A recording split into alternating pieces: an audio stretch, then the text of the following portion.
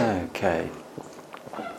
This is what should be done by one who is skilled in goodness and who knows the path of peace. Let them be able and upright, straightforward and gentle in speech, humble and not conceited, contented and easily satisfied, unburdened with duties, and frugal in their ways, peaceful and calm, and wise and skillful, not proud and demanding in nature. Let them not do the slightest thing that the wise would later reprove, wishing in gladness and in safety, may all beings be happy. Whatever living beings they may be, whether they are weak or strong, or meeting none, the great or the mighty, medium, short or small, the seen and the unseen, those living near and far away, those born and to be born, may all beings be happy. Let none deceive another, or despise any being in any state. Let none through anger or ill will wish harm upon another, even as a mother protects with her life her child, her only child.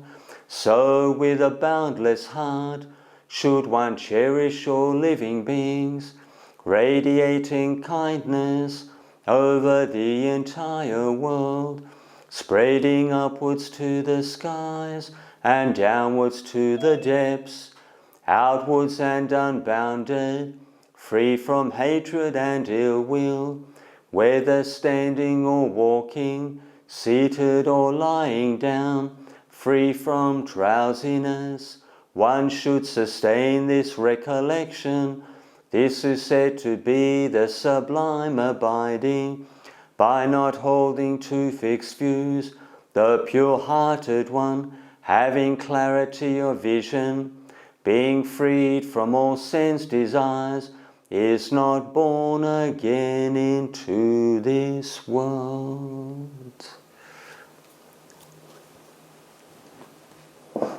Okay, Ajahn, over to you. Thank you. Okay, thank you kindly, Chris.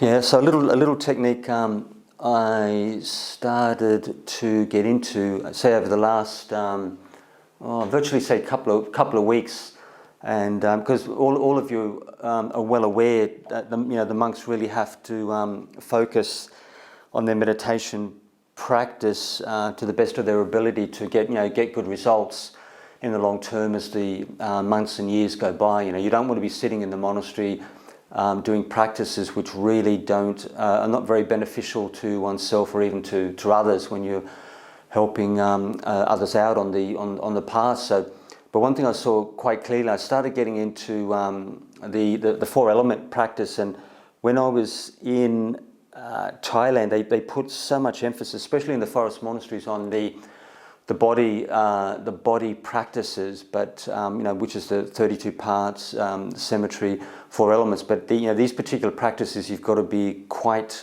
careful with. You've got to keep them in balance, because you can get good results with them, but they are quite forceful. But a more gentle, more light approach is the contemplation of the four elements with the breathing meditation. And I saw very, very quickly, I tend to focus on the earth element myself, which is very, very firm, but I watch it quite carefully when I'm doing it with the anapanasati, when I'm walking and sitting, and I keep it in a state of balance. So as soon as I see any kind of, if the mood drops in any way or any kind of negativity, then I go back to the breathing meditation. So one of the benefits of the four elements practice is that it's a very firm practice when it comes to, say, tranquilizing the mind, because with all our personal experience, all of us are very attached to our feelings, are very attached to our physical body, and with the four elements practice, you tend to loosen that up. You tranquilize that attachment, that connection to the mind and body, which is something which is quite firm for all human beings, and for anyone, especially with the lay disciples who have so much to deal with. They've got so much sensory input, with their lives and duties, responsibilities. A lot of stuff coming into the mind through the senses. So you want to be using a technique which gets you tranquil quite quickly. So you can choose, essentially any of the four, really, like earth, wind, water, fire. I tend to focus on the earth element myself, and it's very effective. But for people who might want something which is maybe a little bit more lighter, they can focus on, say, the wind element in nature that you see in nature, the water element you see in nature, or even say that the heat or the fire, the burning element you see in natural conditions. But with the contemplation of the four elements, you really won't get too much trouble with it unless you're doing it for, several hours a day. But the reason why I brought this up, because the tranquility effect is essentially, it's one of the firmest practices that you can do to get peaceful quite quickly. And I saw within myself that I found it, after, if I do this for maybe several hours a day, I mean, it's very difficult to move the mind, to think and remember. So the suppression effect is quite strong. It's not the type of thing you probably want to. It all depends on the person, on the character, faculties. But I definitely wouldn't do this like going straight to, say, a professional occupation, or an occupation where you've got to really think. You've got to be very sharp, like on your toes. But in the evening, when it's quiet in the evening, it's a practice you could do extensively, at least 30 minutes or an hour. And then you would feel the peacefulness would go right into the next day, because the suppression of the five hindrances which are the obstacles to deep, to say medium to deep tranquility, the suppression effect is very, very strong. So the letting go of thoughts and feelings, it's quite firm. And it's worth me actually emphasizing this, because even with the lay disciples, many of you who've been practicing 10, 20 years, within yourself, when you sit, you really don't want to waste too much time. You want a firm technique which you become skillful with, as the weeks and months go by, and you can swap and change within that particular area. You can work with this in many, many different ways, but the four elements is quite a, it's quite a, say, like a reasonably smooth, stable kind of area. And it's something you can reflect on in nature. You can see with natural forces in say, the natural environment. So, but what I'll do is we'll focus on earth, because it is quite firm, and it's something which is very, very tangible to all of us. We see the earth element in the plants, in the trees, in the soil, the ground, rocks, anything which is firm. When you're looking at molecular makeup in the natural world, which is firm, dense, compact. That's what we see with the earth element. I mean, like water element, wind element. It's quite obvious. Fire is like heat. Heat that we see in the natural world. But earth is something that it's tangible. You can see it with one's open eyes. You see it everywhere. Anything which is firm, has a molecular structure. Is dense, is resistant in nature. There's all these different characteristics with earth that you just see everywhere, both in this body and the natural world. So for myself, I focus on the body, but with the lay disciples, I tend to encourage people to focus on those things that they have an interest in. So you can be a person who's a biologist, or could be a chemist. You're a person who's a geologist. You could have a field, you could have a professional occupation, you could have a hobby or interest where certain things within science, it could be within natural sciences, which really catch your attention, and they're meaningful too. So you could have a lay disciple who's very has a very strong affinity for like gardens and plants and flowers and shrubs and herbs. So you can choose a particular category of within that field, and it could be something like, it could be anything like even petals, like the petals within flowers, or it could be just like some people have I've got a thing about, say, even like the soil. They've got some kind of affinity with like growing things and nutriment and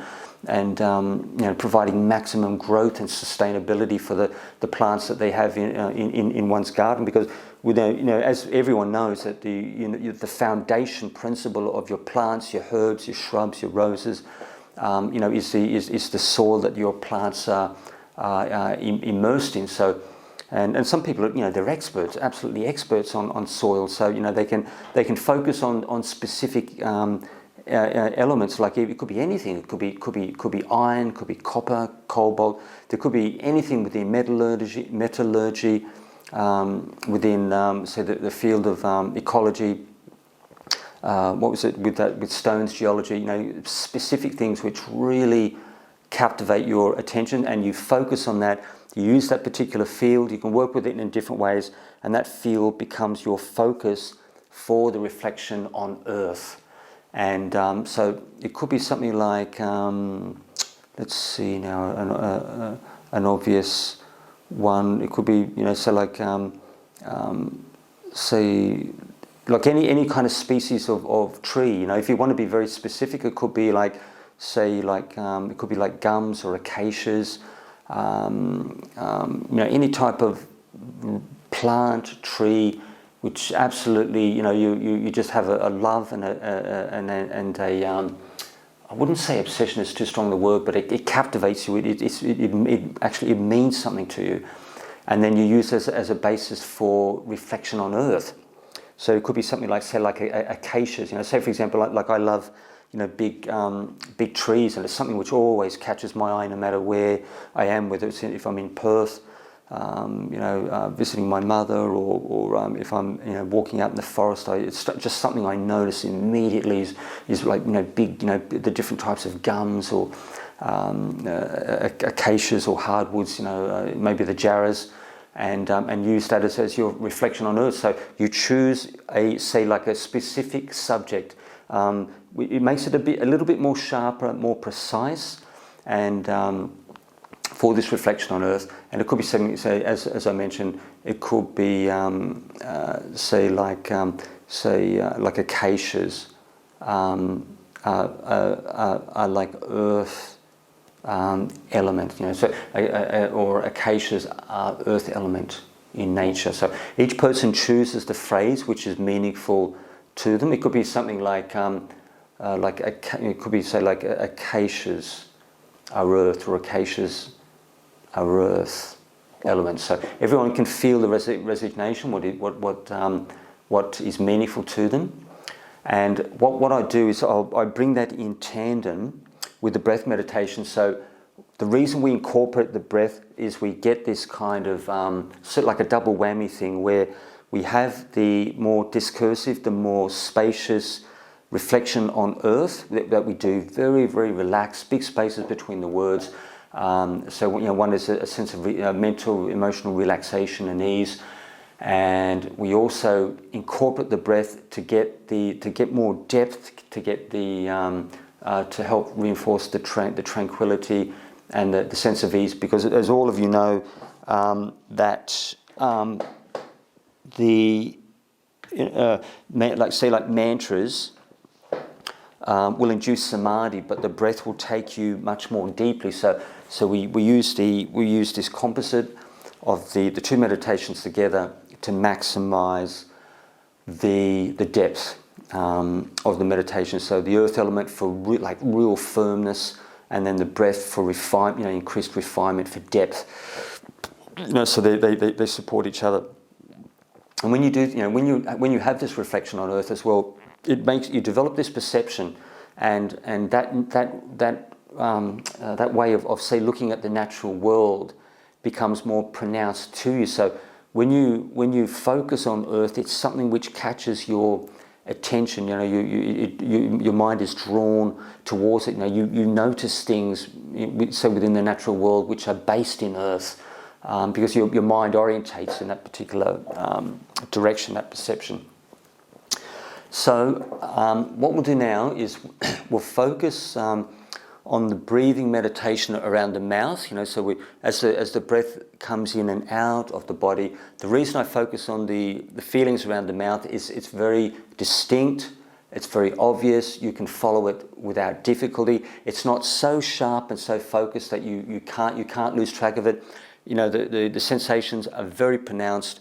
The vast majority of people will have they'll have not absolutely continuous awareness, but an awareness of that feeling to a very high degree, probably well over 90-95% easily.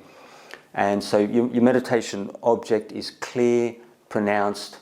It's large enough where you can track it without difficulty, and you don't get, because it's not like this laser beam type of focus which can increase tension. It's sort of like too much muscular tension around the eyes, the forehead, the face. It's a nice balance between focus and relaxation, emotional and physical relaxation. So to make a start with the session, if everyone can just sit comfortably with their back upright, the head upright and comfortable. Make sure you can breathe into the full chest. There's nothing tight around the waist, throat, and I want you to just close one's eyes and relax it's like a relaxed, attentive type of posture with the body. We can breathe fully into the chest section, full, slow, deep breaths. And so, in the beginning, to make it as a starter, so as you breathe out, it could be something like it could be like even acacias or roses, or could be any element in nature, manganese, iron, anything you can possibly think of. It could be like potassium, could be anything. Is earth. Like element, or is earth, So you choose the sentence structure. It's got to be something which is meaningful to you, which is comfortable. And just in the beginning, just a very, very short, precise one. It could be something like, for example, Jara, which came to mind, Jara. As I breathe out, so like Jara. And then breathing in, breathing out is earth. Or it could be like breathing out, Jara, breathing in, breathing out is earth. An extended phrase like element. So you choose whether you want to go short or long, but it's got to be comfortable for you for the session. So please make a start with that, and I'll talk you through it as we go along. So we've got a 30-minute session.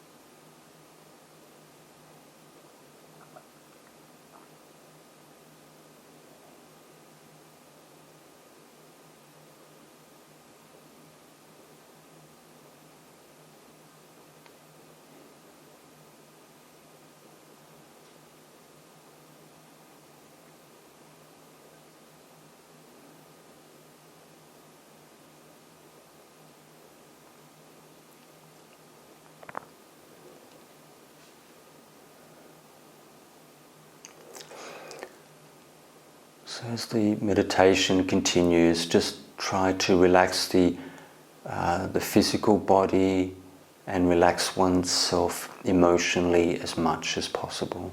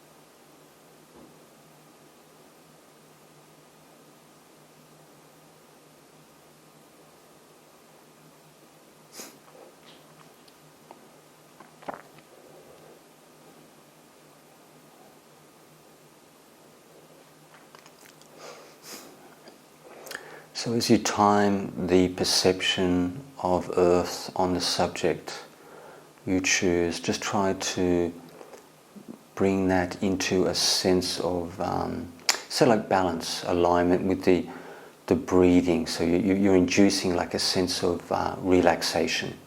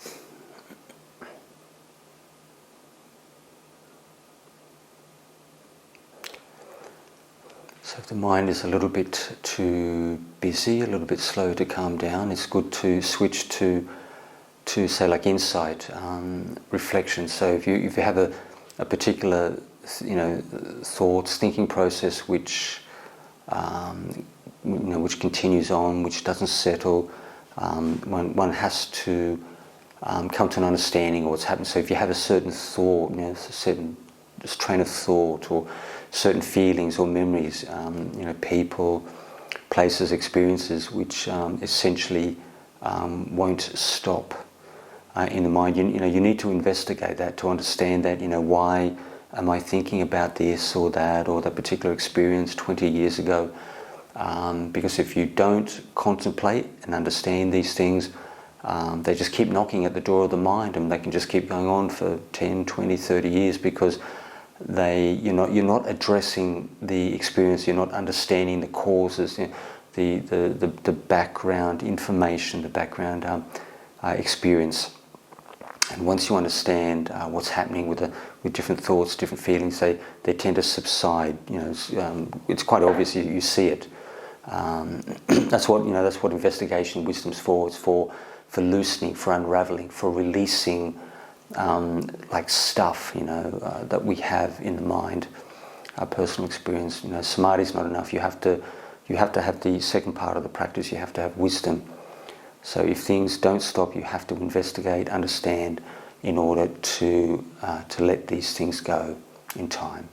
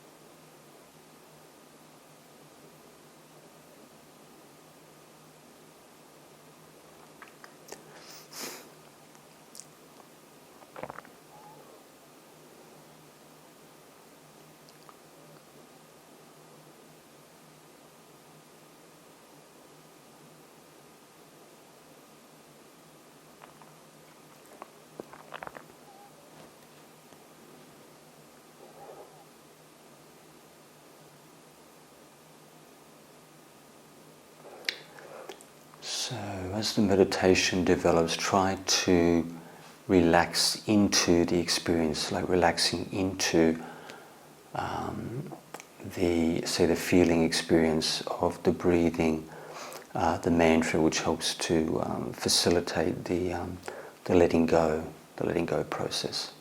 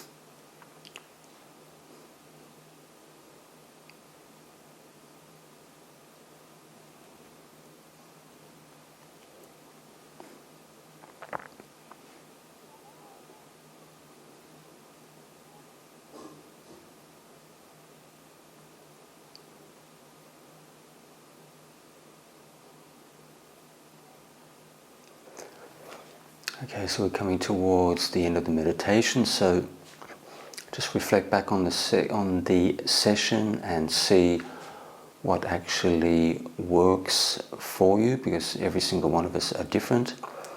And I'll ring the gong 3 times and you can open your eyes when you're ready.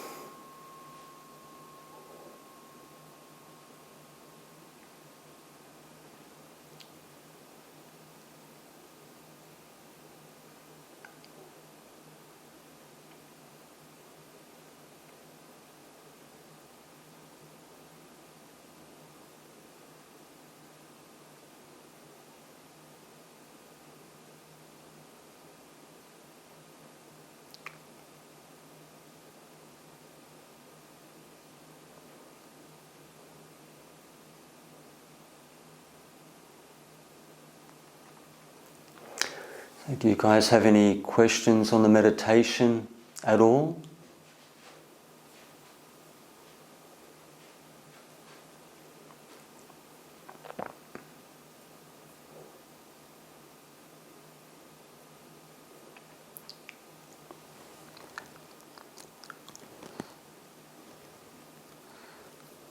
Ajahn, thank you for the meditation and the teaching. I took on the image of a leaf, and I live in the central city, so on the 7th floor. But I have a balcony garden that comes into and follows the seasons. I was lucky in the meditation to actually see the leaves on the tree being green and then yellow, and then falling from the tree into the earth. So it was a very beautiful experience for me, Ajahn, so thank you. I'd like to say thank you. And I'd like to invite anybody who might have a comment that they would like to make about the meditation tonight, or a question about the talk, to please start the new year and say something to us all so that we can all share our experiences together and share this beautiful moment that we have.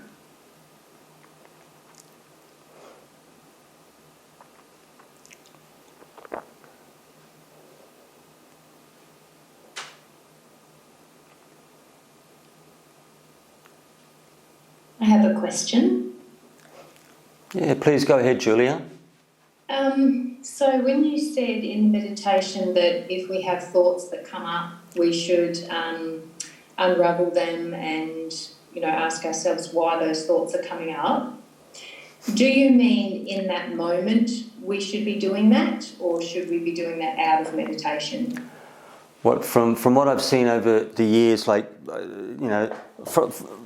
myself, I recommend that people stop the samadhi practice, the tranquility practice, and then go to wisdom and insight, investigate and understand exactly what they're going through. Like, to give you an idea, it all depends who's teaching. But from what I've seen, I don't think it's a good idea to wait till the end of the session, because some things just won't stop. You just, if something comes up and persists, you really need to address it, to understand it. Otherwise, you just can't let it go. That experience won't settle. So I always encourage people to just to stop the samadhi practice, tranquility, and then go to wisdom and understanding. And then once you've investigated that emotional-based experience completely, and you've taken it as far as you can, then you go back to the tranquility meditation, just with the breathing, anapanasati, or any kind of mantra format, because you'll find that what happens is with the meditation is all of us. You have to teach yourself as you move through the session. Like to give you an idea, I had on perspectives, but you're looking at an extreme perspective. A very senior, a very accomplished meditation master from Thailand said, you should not think at all during the course of the meditation, but it all depends on the context. It's okay not to think if you have incredible samadhi, the jhanas, continuously every single day without fail. You can have that kind of perspective, but for the rest of us who have very, very busy, much more complicated life experience, not sitting out the back of some very, very peaceful, very, very disciplined, restrained forest monastery with not much happening, with incredible meditation, at the drop of a hat, within seconds, it's activated. That kind of perspective doesn't cut the ice with the majority of us. So, wisdom will always have at least 2 to 2.5 more times more power, more tranquility power than samadhi itself. You can sit and walk for hours and hours on end, but I've seen it time and time again that you will get peaceful much more quickly if you keep the two sides of the practice in balance. So you have samadhi and wisdom. So after you finish, you have a personal experience which doesn't stop. You reflect, understand, and then when the mind, because you have to teach yourself all the time, when the mind understands, then you watch it closely, you watch the mind, and the mind will understand and let go. You can see it within yourself. Then you move back, once you finish doing that, you move back to samadhi. You meditate for a little bit longer, could be several minutes, could be 5 minutes. Something comes up, keeps persisting. You have to go back to wisdom inside in order to understand, to free the mind and let go. And then you move back towards samadhi. So you may have to go back and forth every several minutes, every 5 minutes. But from what I've seen, and for most of us in modern Western society, you need to do that because you could have absolute minimum. All of you are well aware of this. 100 experiences, 1,000 experiences, significant experiences on a daily experience, and you just don't want to be wasting your time just constantly just focusing on the meditation object. It's not satisfactory. You've got to keep the samadhi and the wisdom in balance. If you really want to really make progress with the meditation, you have to do that because delusion is quite strong, attachment is quite strong, and you just can't expect people to just drop things in the course of a 30-minute or 1 hour meditation. I've seen people, to give you an idea, a very senior meditation retreat teacher in the West said, he encouraged his people to sit and walk for 3 to 4 hours at a stretch to really see very deep samadhi, deep tranquility meditation. But you don't want to be doing that, just like mindlessly. Wisdom will always have more power than samadhi in the course of the session. So with samadhi, you're putting forth effort, energy, but if you're not investigating, you won't see a deepening of the meditation in the short term. You don't want to be sort of banging your head against the wall over and over and over, putting forth energy, focusing, putting forth effort. It's not enough. You've got to keep the two sides of the practice in balance, to see like good results, both in the short and the long term. It's just that same thing again. You have to keep, teaching oneself because delusion and lack of understanding, it permeates our whole experience. This is why we're not enlightened, why we can't get the jhanas, because our understanding just has not gone deep enough. Does that make any sense to you, Julia? Yes, it does. Thank you. Are there any other any other bunnies with an opinion? Anyone got an opinion or something they want to bring up?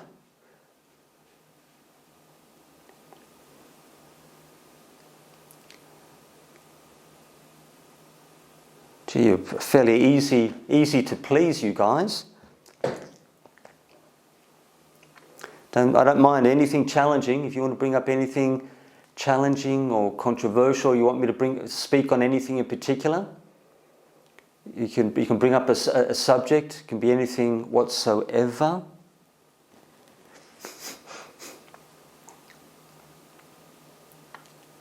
Gee.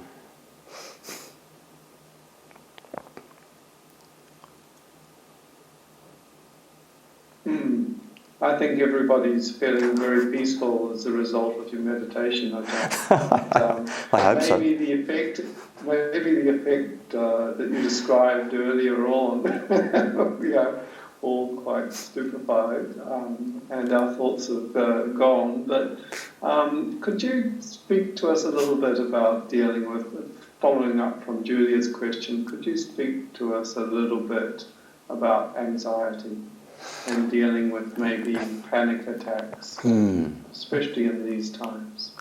Right, yeah. So with that experience of panic, anxiety, maybe a sense of foreboding, fear and worry, which is understandable when we see the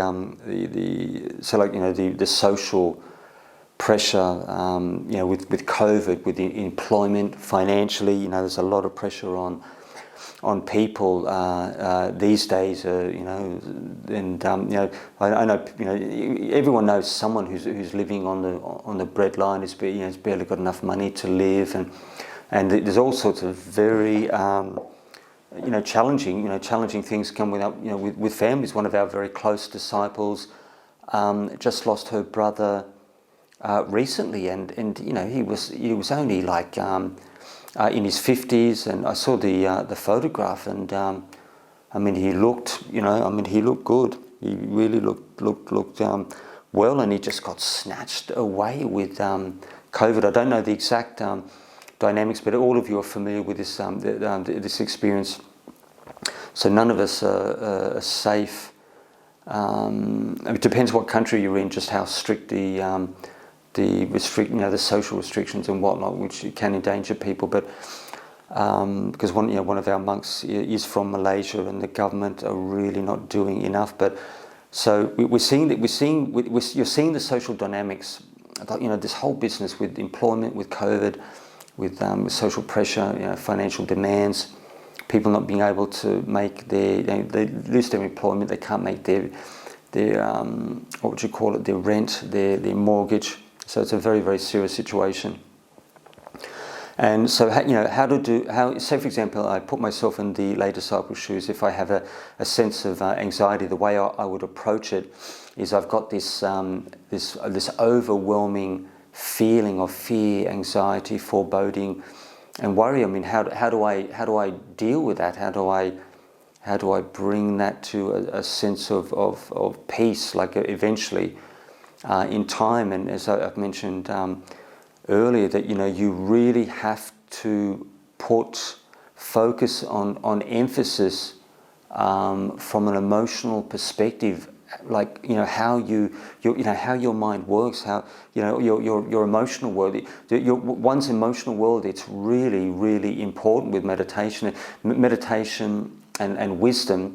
It's very much a feely practice, and some people can get very intellectual or very philosophical, but your feelings, they drive your path, the direction of one's life. Everything that you have, your personal experience as a human being, it's driven by your emotions, and those emotions they're intertwined with with everything.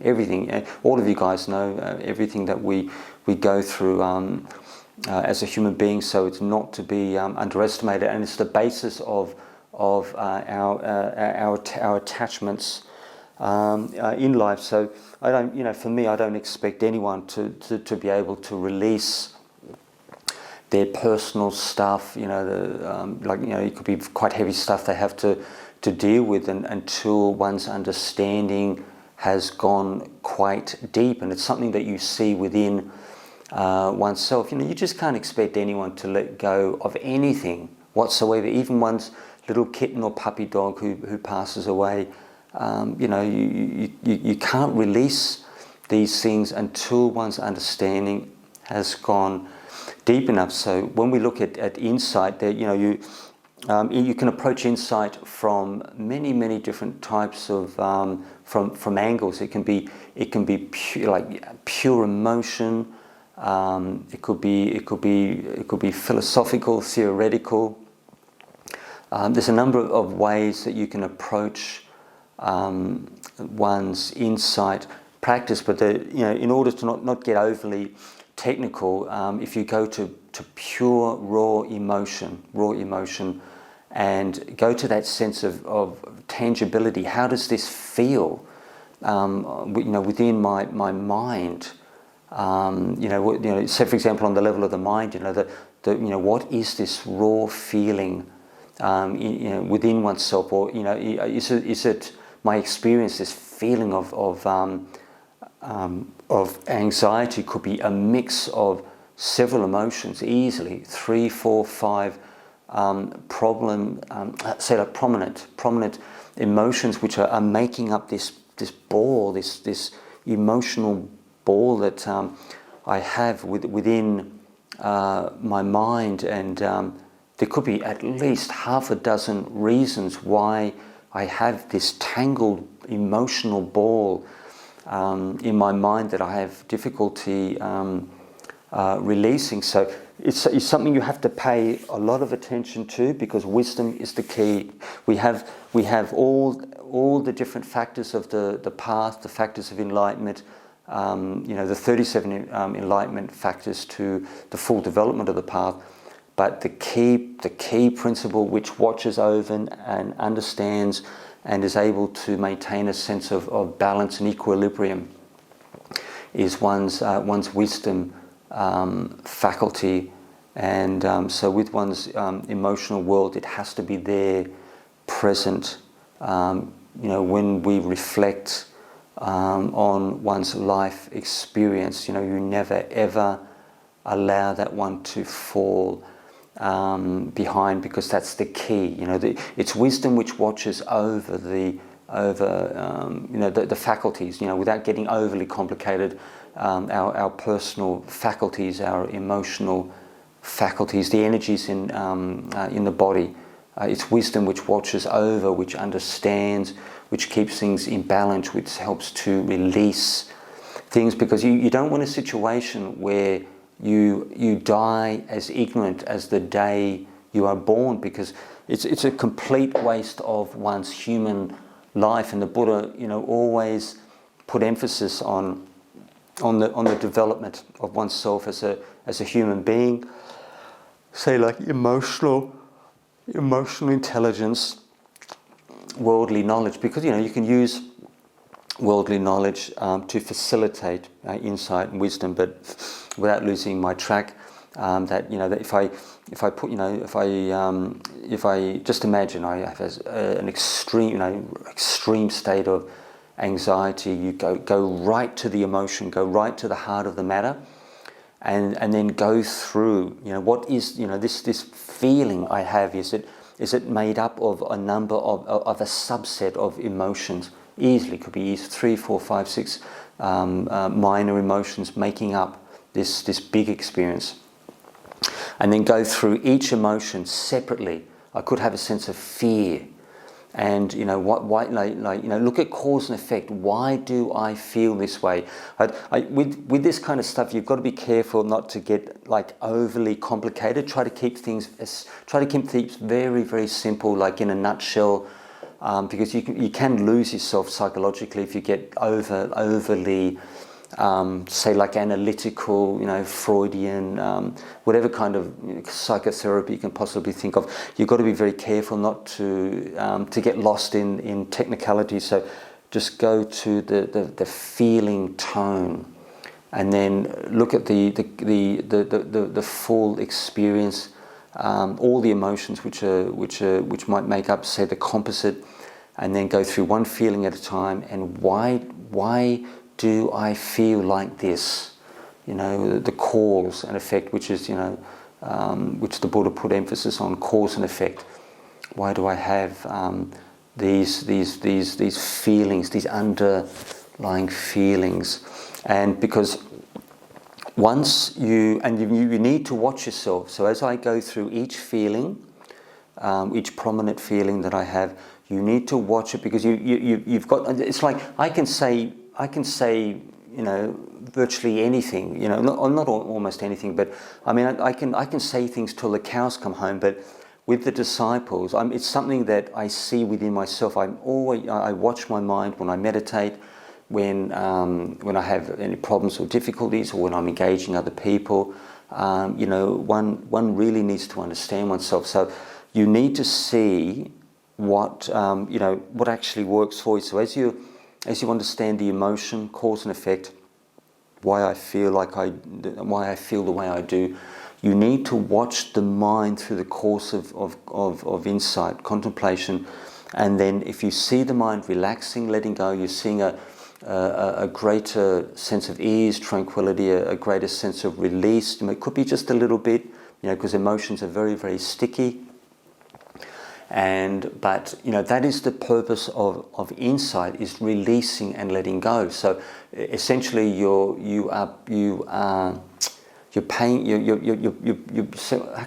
choice of better words, you're paying attention to what the Buddha was talking about. You need to see these things within yourself. It's all very good for me to say things and teach this and that, but you've got to see it within yourself, and you've got to see that it works. You can't believe anything if you don't see it within one's own mind. And so in a nutshell, go through every single emotion, and you need to see if you're releasing your grip, your grasp, and the mind becomes more a sense of at ease, because emotions are the key. And then over time you become more skillful, more sharp, more fast and attentive with this process, because you're developing it as a skill. So maybe in the beginning I get overwhelmed, so like a sense of fear or dread. It could be something quite logical, quite sensible. I'm dead scared of getting affected with this latest strain of COVID, this Omicron strain, which there could be several developing, God knows why. Over time, things, the way things develop in nature, it's not to be underestimated. But and then go right through, understand every single aspect, of the experience, and watch it closely, and watch one sense of release, and slowly over time, like detachment. And just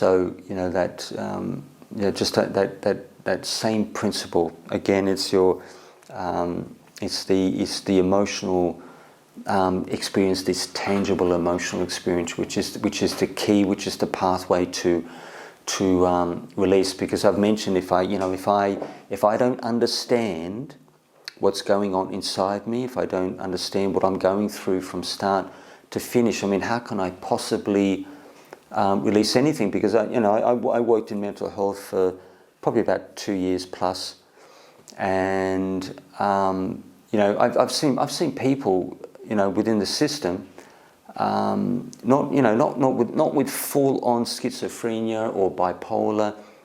They're everyday people with very, very firm, deep experiences which they just cannot let go of.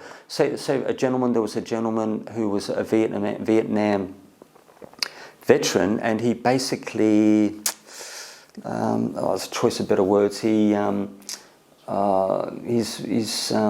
slipped up with his sealer, and he got involved with a girl in Vietnam for it could have been several months, and then he broke the relationship later. But he was just, he must have been a very sensitive person, but he was overwhelmed with this sense of guilt with this relationship with this Vietnamese girl when he was a young soldier in Vietnam, and eventually he comes back to Australia to his wife, and but the karma from that, it put him into the psych unit like several times over. So he really felt, he got whacked with this, this experience, a really strong sense of guilt and remorse, and he was, like you could see the sense of worry, like with the virtually tearful, and it's like some men would think, oh look, why don't you just relax and stop being so hard on oneself, and your wife has forgiven you and this and that. But he couldn't forgive himself, and it was quite obvious to me that he really, even with all the therapy and the counselling and possibly drugs and this and that, even after 20 years, he just was not able to let it go. And the reason was that the understanding just had not gone deep enough. And I'm trying to think, is there anything else I can add to that?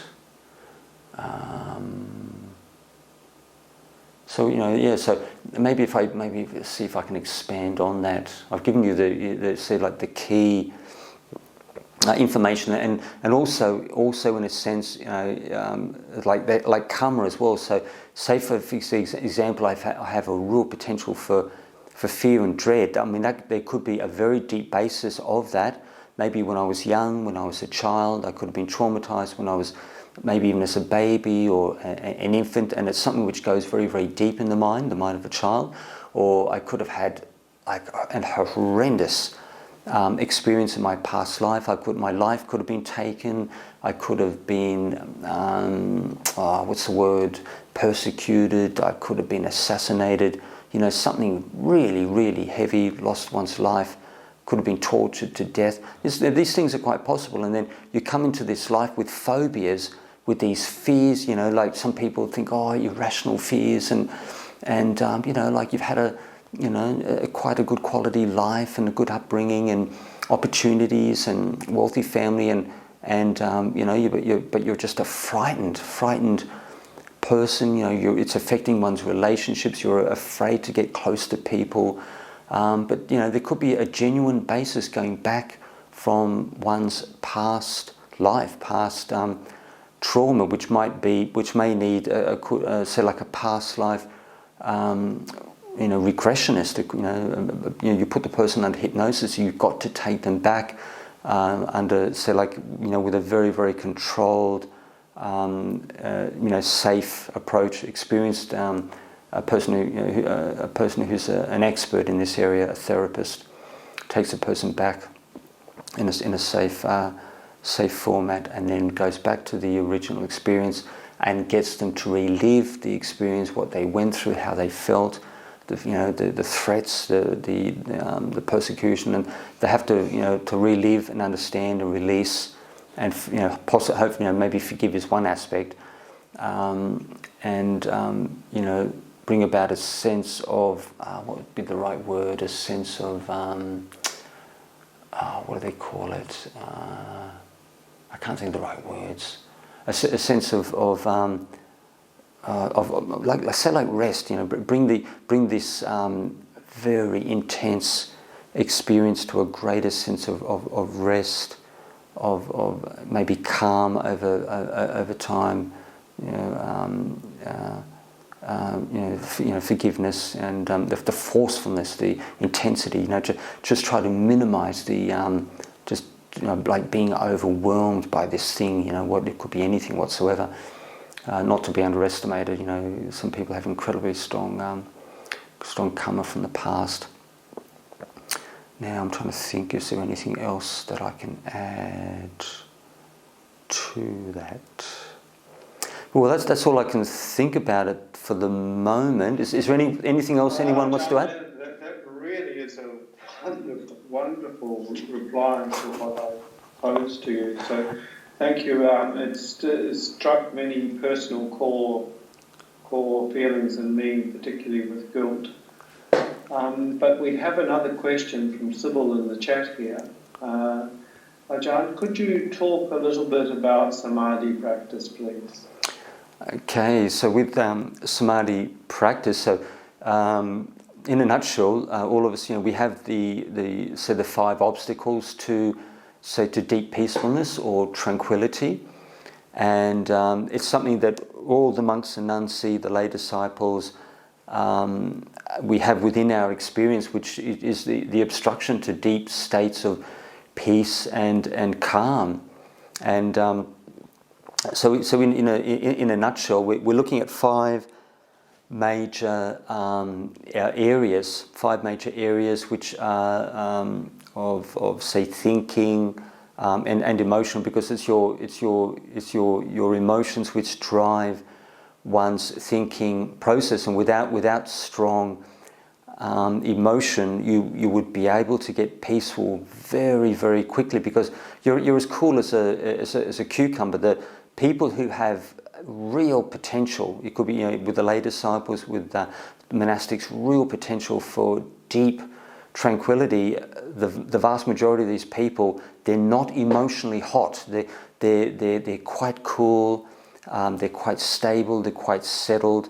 And this is the test, if for people who, for the lay disciples who have deep meditation, the vast majority of these people, they're emotionally, they're not hot. They're not emotionally hot. They're quite cool. They're quite settled.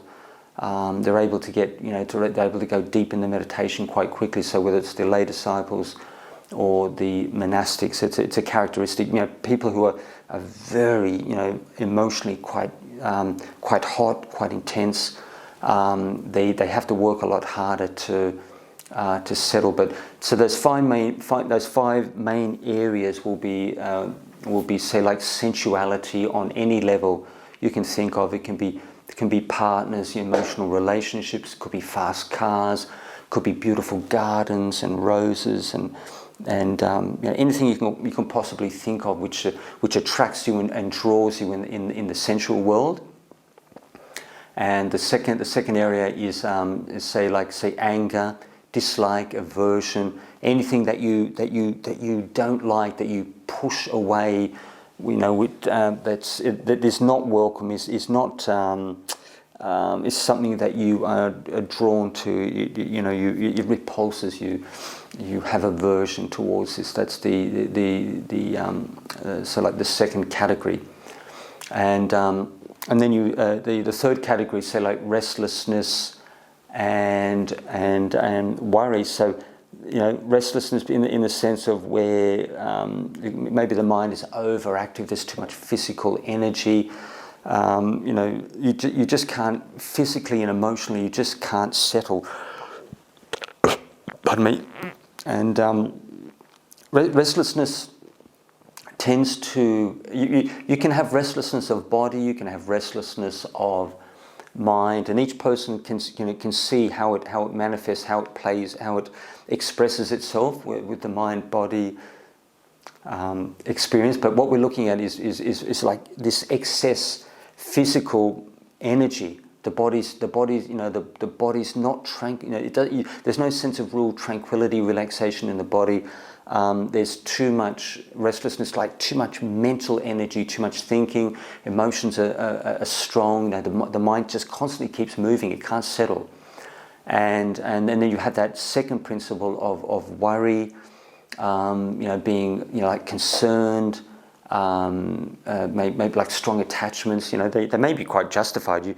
You're worried about one's children, about one's work, and it's something which is quite significant because it's important. It's significant in one's life, and it could be as far as the survival of your children, to maintain one's employment, to pay your bills.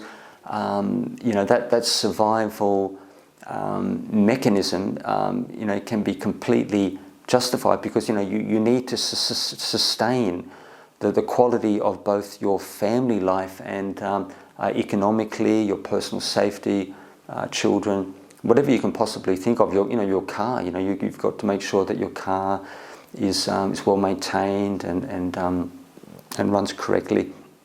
It's all about safety, survival. In relation with the worry, all those things which people are concerned about, fear, worry, a sense of foreboding, anxiety. I mean, the feeling tone can be quite, it can be quite distinct.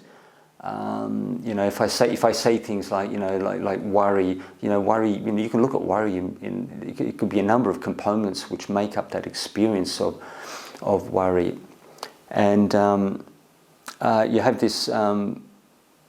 What would you call it? Say like hiri-ottappa, which is they call, say, like hiri-ottappa, say like a sense of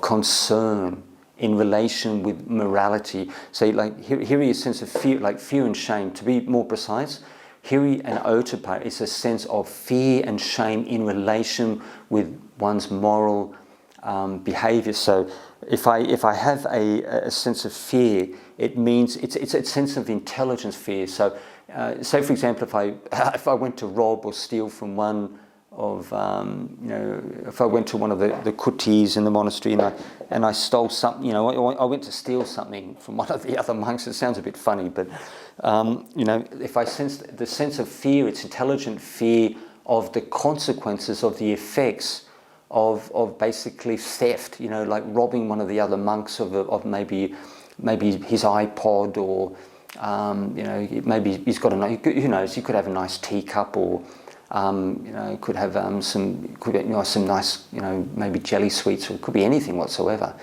I've got that intention to steal. So if without fear, if I could just go right ahead, you know, like pinch his stuff, but what happens with ottappa, hiri-ottappa? Ottappa is a sense of shame of actually having done wrong. So we're looking at cause and effect. Lack of fear, one takes a course of the wrong course of action, immorality, and an immoral course of action, and then you have the sense of ottappa, a sense of shame, a sense of wrongdoing, incorrect behaviour, and all the feelings which come about that. So karmically you can feel it. You know, one breaks the significant precept, and you actually feel it. You know, this is intelligence. This is emotional intelligence and insight telling you that we have taken the wrong course of action. Because if I don't feel, if anyone, you know, it's like people like Hitler, Mussolini, could be Idi Amin, Stalin. If these guys don't, you know, you know, you can explain the behaviour. These guys did not really feel the consequences of their actions, leading to the death and the torture of hundreds of thousands, millions of people. If these guys, you know, I'm giving an extreme example, really felt the consequences of their moral conduct, their moral actions, there's no way they would have gone in that direction. And you know, so this. Sorry. So you're looking at. I don't want to get overly complicated here and go off track, but you're looking at a sociopathic mentality. So did you want to